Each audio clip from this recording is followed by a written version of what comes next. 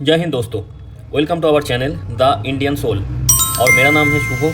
और आज हम लोग डिस्कस करेंगे एक रिसेंट न्यूज़ के ऊपर। रिसेंटली बेल्जियम से एक डेलीगेशन जिसके अंदर बहुत सारे बेल्जियम के लीडर्स थे और बेल्जियम के अंदर बहुत सारे बड़े कंपनियों का जो मालिक है वो लोग भी आए थे। ये सारे लोग एज एक डेलीगेशन बन के इंडिया के अंदर आए और इंडियन गवर्नमेंट से एक डिफेंस कोऑपरेशन एग्रीमेंट साइन भी किए और बाकी बहुत सारे चीज़ों के ऊपर डिस्कशन भी किए।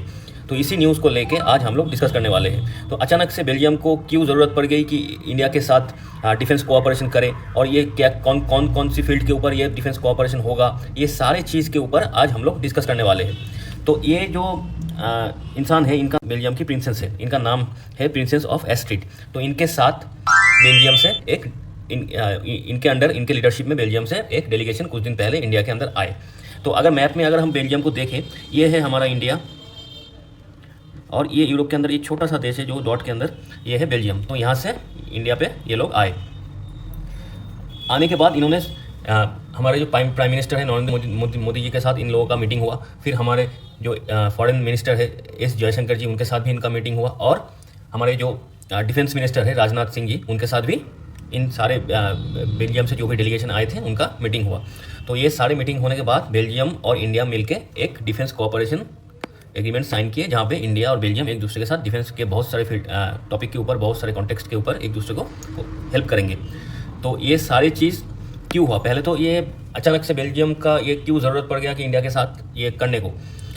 हाँ, और क्यों बेल्जियम चाहता है कि वो डिफेंस के मामले में वो इंडिपेंडेंट हो जाए, ये बेल्जियम चाहता क्यों है, ये सारी चीज़ को लेके आज हम बात करेंगे। इसका पीछे सबसे जो पहला कारण आता है, ये है रशिया और यूक्रेन का जो क्राइसिस चल रहा है यूरोप के अंदर। जब से रशिया और यूक्रेन का जो क्राइसिस यूरोप के अंदर शुरू हुआ है, तब से यूरोप अपने आप एक इनसिक्योरिटी के तरफ बढ़ने लगा है। ठीक है। और अभी के टाइम में जब से डोनाल्ड ट्रंप यूएसए के प्रेसिडेंट बने हैं, उनके बाद से जो यूएसए का जो झुकाव पहले यूक्रेन की तरफ था, वो अभी चेंज होकर रशिया की तरफ चला गया है। इसको देखते हुए यूरोप के अंदर और भी ज़्यादा पैनिक मोड चालू हो गया है। और इसी को देखते हुए यूरोप के अंदर हर एक देश चाहता है कि डिफेंस के मामले में उसका जो डिपेंडेंसी यूएसए के ऊपर है वो थोड़ा सा कम किया जाए और खुद से अपना एक डिफेंस सिस्टम जो है, एक डिफेंस का जो एक इकोसिस्टम होता है हर देश के अंदर, वो अपना इकोसिस्टम बिल्ड करे। क्योंकि हर वक्त वो अगर वो यूएसए के ऊपर भरोसा करके बैठे रहे तो कभी कभार ऐसा भी हो सकता है कि यूएसए मुसीबत के टाइम यूएसए उनका साथ ना दे, तब जाके वो खुद का डिफेंस कैसे करेंगे। क्योंकि कुछ दिन पहले जब जो बाइडेन का सरकार था यूएसए के अंदर, तब यूएसए यूरोप के साथ था, यूक्रेन के साथ था, यूरोप को मिलिट्री एड भी भेज रहा था, यूरोप के नेटो को भी हेल्प कर रहा था। ये सारी चीज़ जो बाइडेन के सरकार के अंदर हो रहा था। लेकिन जब से जो बाइडेन सरकार गिर गया और उसके बाद डोनाल्ड ट्रंप की एडमिनिस्ट्रेशन, यानी डोनाल्ड ट्रंप यूएसए की प्रेसिडेंट बने और उसके बाद से डोनाल्ड ट्रंप का एडमिनिस्ट्रेशन काम करना चालू किया। उन्होंने बोला कि यूक्रेन और रशिया का वार जितना जल्दी हो सकता है ख़त्म करना चाहिए और उनका जो झुकाव है वो रशिया की तरफ है। और उन्होंने ये भी बोला है नेटो जो है, इससे यूएसए अपना पीछे भी हट सकता है, क्योंकि नेटो के अंदर जो भी बजट होना चाहिए वो यूरोपियन यूनियन के अंदर जितने भी देश हैं उन सारे देश का जितना बजट का 2% नेटो के अंदर आना चाहिए। लेकिन यूएसए का मानना ये है कि नेटो का ज़्यादातर खर्चा यूएसए उठा रहा है और यूरोपियन यूनियन के जो बाकी देश हैं वो लोग उतना खर्चा, और यूरोप के जो बाकी देश है, यूरोपियन यूनियन हो गया, फिर यूके हो गया, ये सारे देश उतना अमाउंट का पैसा नेटो के अंदर नहीं दे रहा है। इसीलिए नेटो के अंदर डिफेंस का जितना भी खर्चा आ रहा है वो ज़्यादातर खर्चा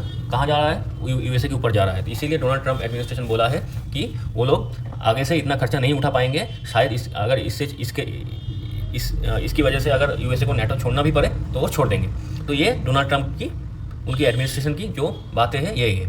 तो इसी सारे चीज़ को देखते हुए यूरोप के अंदर एक पैनिक शुरू हो गया है, क्योंकि वो लोग ज़्यादातर डिफेंस के मामले में यूएसए के ऊपर डिपेंडेंट थे। क्योंकि यूएसए का जो न्यूक्लियर वेपन्स है वो यूरोपियन यूनियन के बहुत सारे देश के अंदर प्लांट होकर बैठा हुआ है, जैसे कि टर्की हो गया, फिर जर्मनी हो गया। ये सारे देश के अंदर यूएसए का न्यूक्लियर बम्स बेस्ड है, क्योंकि वो ये सारे न्यूक्लियर वेपन उन लोगों की डिफेंस के लिए यूएसए उन सारे देश के अंदर बैठा के रखा हुआ है। लेकिन जब से रशिया ने अटैक किया यूक्रेन के ऊपर, तब से यूरोप का जो खुद का जो डिफेंस का जो सिस्टम है वो एक्सपोज हो चुका है। क्योंकि यूक्रेन ने यूएसए से भी हथियार लिया, यूरोपियन यूनियन से भी बहुत सारे हथियार उनको मिला, लेकिन रशिया को रोक नहीं पाए। और रशिया यूरोपियन यूनियन के बाकी जो देश हैं उन सारे देश से ज़्यादा ताकतवर है। अगर रशिया चाहता है तो किसी के साथ भी जंग कर सकता है और उस देश को, यूरोपियन यूनियन के जो बाकी देश हैं उनको डैमेज पहुँचा सकता है। लेकिन ये सारे चीज़ रशिया को रोक के रखा है, क्योंकि यूरोपियन यूनियन के पीछे यूएसए खड़ा है। अगर यूएसए पीछे से चला गया तो यूरोपियन यूनियन को कौन बचाएगा। यही सारे सोच लेके यूरोपियन यूनियन के अंदर ये एक देश है बेल्जियम, उन्होंने सोचा कि हम अपना डिफेंस के ऊपर खुद सेल्फ इंडिपेंडेंट होना चाहते हैं। अपना डिफेंस की मामले में को लेके यूएसए के ऊपर उतना डिपेंडेंसी जो है वो धीरे धीरे कम करेंगे। तो इसी सोच के साथ उन्होंने पहले इंडिया को इन्वॉल्व किया। इंडिया के पास आए उनका डेलीगेशन, और इंडिया के साथ उन्होंने सबसे पहले जो किया ये किया डिफेंस कोऑपरेशन डील किया। इसमें फोकस क्या होगा, फोकस ये होगा strengthening defence ties with India and in current global landscape. Global landscape अभी कुछ ऐसा है कि जहाँ पे यूरोपियन यूनियन के जो देश है और यूके जो है वो यूएसए के ऊपर उतना नहीं भरोसा कर सकता। इसी को चलते हुए इनका मानना ये है कि ग्लोबल जो अभी जो सिस्टम चल रहा है ग्लोबली, उसमें इंडिया के साथ उनका ये डिफेंस कोऑपरेशन डील जो है ये होना ज़रूरी था। इससे क्या होगा, बेल्जियम को एक स्ट्रेटेजिक ऑटोनॉमी मिलेगा, क्योंकि वो डिफेंस में सिर्फ यूएसए के ऊपर डिपेंडेंट नहीं रहेगा। इंडिया से भी बहुत सारे कॉन्टेक्स्ट के ऊपर डिफेंस को लेके उनका टेक्नोलॉजी ट्रांसफ़र होगा, फिर डिफेंस एक्सरसाइज होंगे। अगर आगे जाके कोई हथियार प्रोक्योर करना पड़ा वो इंडिया से खरीद पाएंगे। ये सारे चीज़ को सोचते हुए ये डील हुआ। तो बेल्जियम का स्ट्रेटेजिक ऑटोनॉमी क्यों, उसका मैटर इतना क्यों करता है, क्योंकि जो मैंने पहले भी बोला कि उनका जो मेन जो बैकबोन था डिफेंस का यूएसए अभी उनके साथ उतना दे नहीं रहा है। डोनाल्ड ट्रंप का जो एडमिनिस्ट्रेशन है उतना साथ यूरोपियन यूनियन का नहीं दे रहा है। इसीलिए अब यूरोपियन यूनियन के अंदर हर एक देश चाहता है कि वो स्ट्रेटेजिक ऑटोनॉमी अचीव करे और डिफेंस के मामले में अपना खुद का जो सेल्फ इंडिपेंडेंट जो सिस्टम है उसमें फोकस करे। उनका जो डिफेंस का जो मामला है वो खुद ही संभाले, यूएसए के ऊपर उतना डिपेंड ना करें। तो हमने देख लिया कि रशिया यूक्रेन का जो कॉन्फ्लिक्ट चल रहा था वो कैसे इस सारे इक्वेशन के ऊपर जो अपना जो प्रभाव है वो कैसे डाला, कैसे यूरोपियन यूनियन धीरे धीरे करके यूएसए से दूर चला जा रहा है अभी, कैसे यूएसए रशिया एक दूसरे के पास आ रहा है। और इनमें सबसे ज़्यादा अगर किसी देश का अगर डैमेज हुआ है वो है यूक्रेन। और यूक्रेन को सपोर्ट करते हुए और पहले वाले जो बाइडेन का जो गवर्नमेंट था यूएसए का अंदर, उनका सपोर्ट में आते हुए, उनका बात मानते हुए यूरोपियन यूनियन में भी बहुत सारे बिजनेस डील रशिया के साथ उन्होंने, यूरोपियन यूनियन के जो बाकी देश है रशिया के साथ बहुत सारे बिजनेस डील उन्होंने कैंसिल किया है। इसके चलते हुए यूक्रेन के बाद अगर किसी देश को कोई डैमेज पहुंचा है वो है यूरोपियन यूनियन के जो बाकी देश, जर्मनी, बेल्जियम, फ्रांस, ऑस्ट्रिया, ये सारे देश को बहुत सारा इकोनॉमिकल डैमेज पहुंचा है। तो ये सारी चीज़ देखते हुए बेल्जियम से जो डेलीगेशन आए थे, इनका नाम तो हमने पहले ही बोल दिया, इनका नाम है प्रिंसेस ऑफ एस्ट्रिड, जो कि बेल्जियम के प्रिंसेस है। इनके अंडर सारे डेलीगेशन आए, इनमें से बहुत सारे लीडर्स थे बेल्जियम के और बहुत सारे बड़े बिजनेसमैन भी थे जो लोग बहुत सारे बिजनेस डील इंडिया के अंदर आके करे। और मेन जो चीज़ के ऊपर फोकस हुआ वो हुआ डिफेंस कोऑपरेशन डील। तो ये जो डिफेंस कोऑपरेशन जो डील हुआ है वो कौन सी सेगमेंट में हुआ है। एक हो गया जॉइंट मिलिट्री एक्सरसाइज, जो इंडिया और ये बेल्जियम मिलके जॉइंट मिलिट्री एक्सरसाइज करेंगे। फिर क्या होगा, फिर टेक्नोलॉजी एंड इक्विपमेंट ट्रांसफ़र होगा। बहुत सारे डिफेंस टेक्नोलॉजी जो इंडिया और बेल्जियम एक दूसरे के साथ ट्रांसफ़र करेंगे, एक दूसरे को जो डिफेंस इक्विपमेंट है उसको डेवलप करने के लिए हेल्प करेंगे। और आगे जाके अगर इक्विपमेंट एक दूसरे से प्रोक्योर करना भी पड़े, बेल्जियम को इंडिया से कुछ खरीदना भी हो वो भी खरीद पाएंगे।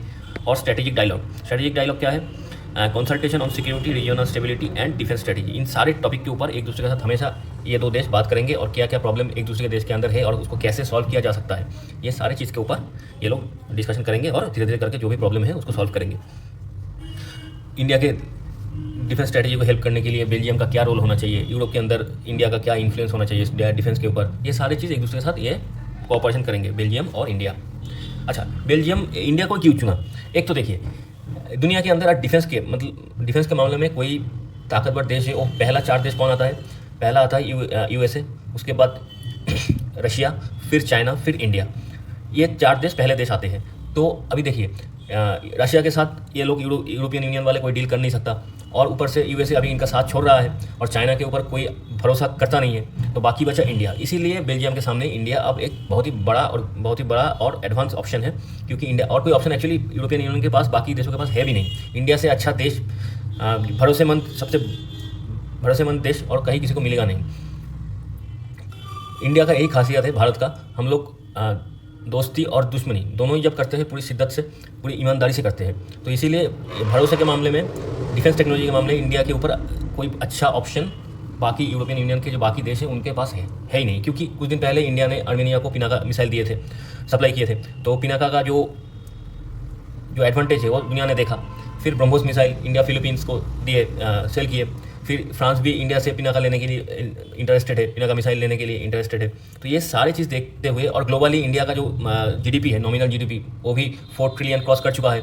तो ग्लोबल लेवल पे इंडिया का जो स्टैचर है और उसका जो डिफेंस टेक्नोलॉजी है इंडिया के अंदर, इंडिया अभी 6th जनरेशन फाइटर एयरक्राफ्ट के ऊपर काम कर रहा है। बहुत सारे डिफेंस का टैंक वगैरह ये सारे सब इंडिया के अंदर मैन्युफैक्चर हो रहा है, हथियार भी मैन्युफैक्चर हो रहा है। तो ये सारी चीज़ को देखते हुए इंडिया जैसा पावरफुल देश अभी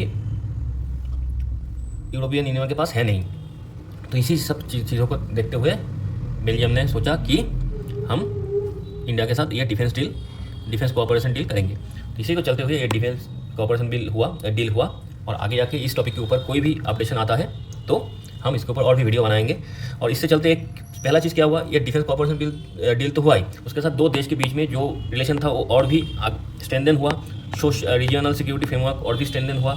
और इंडिया के लिए यूरोप के अंदर एक डिफेंस पार्टनर मिल गया इंडिया को, जो इंडिया बहुत दिन से ढूंढ रहा है कि किसी के साथ बातचीत हो, डिफेंस पार्टनर बने, फिर जाके इंडिया अपना सामान एक्सपोर्ट करे। ये सारी चीज़ यूरोप के अंदर इंडिया ढूंढ ही रहा था। जो कोई भी पावरफुल जो जिनके पास धनी देश है, जिनके पास पैसा बहुत सारा है, उनके साथ कोई डील हो जाए। तो बेल्जियम ऐसा एक रिच कंट्री है, इकोनॉमिकली रिच कंट्री है।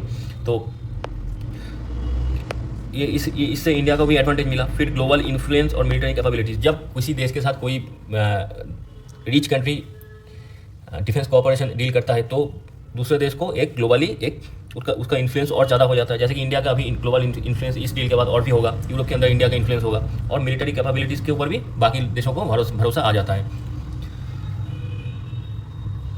और पॉलिटिकल और इकोनॉमिकल फैक्टर क्या क्या है इसके पीछे, एक तो देखिए इंडिया को सिर्फ डील करना ही नहीं होगा, इंडिया को बैलेंस भी करना है, क्योंकि इंडिया को रशिया के साथ भी बिजनेस करनी है। Russia tried and tested friend दोस्त है इंडिया का, भारत का। जब भी मुसीबत में हो भारत रशिया ने मदद की है। तो इसीलिए बैलेंस ऐसे करना है कि हमें सप्लाई भी करनी है अपना सामान, अपना हथियार, कोई भी डिफेंस का जो टेक्नोलॉजी उसको भी, और रशिया का भी जो इंटरेस्ट है उसको भी हमें सिक्योर रखनी है। तो ये सारी चीज़ बैलेंस भी करना है, पॉलिटिकल और इकोनॉमिकल जो भी फैक्टर है उनको बैलेंस करके इंडिया को इस चीज़ को आगे लेके जाना है। फिर जियोपॉलिटिकल रिस्क मतलब अगर हम यूरोप को ज़्यादा मदद कर दें तो रशिया रूट जाएगा। अगर यूरोप से हम ज़्यादा बिजनेस करेंगे तो शायद रशिया हमसे उतना बिजनेस ना करे, फिर यूएस से थोड़ा सा पीछे जा सकता है। तो ये सारी चीज़ को हमें बैलेंस करनी है।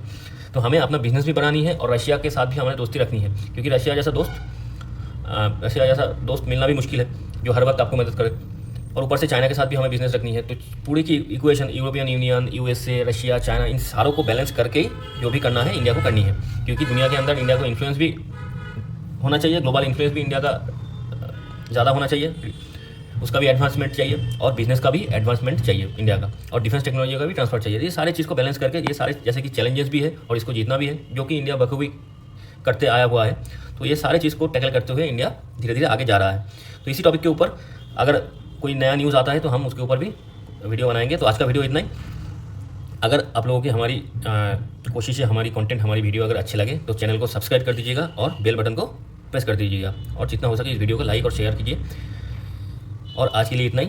थैंक यू, गुड बाय, जय हिंद।